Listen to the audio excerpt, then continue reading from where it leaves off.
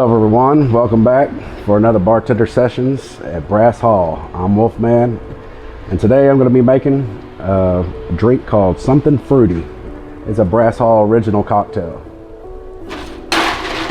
First we're going to start off with some ice. Then we'll be using 1 ounce of Deep Eddy peach vodka.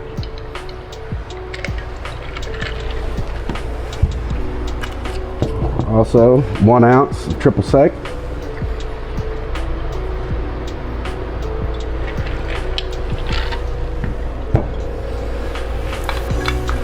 Half ounce of Crown Apple.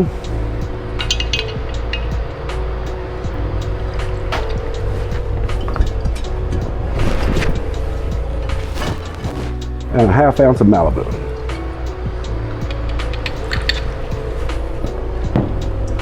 You will then use a little bit of lemonade, splash of Sprite, topped off with a little Grenadine. To garnish this, I'm going to be using an orange wheel and a cherry.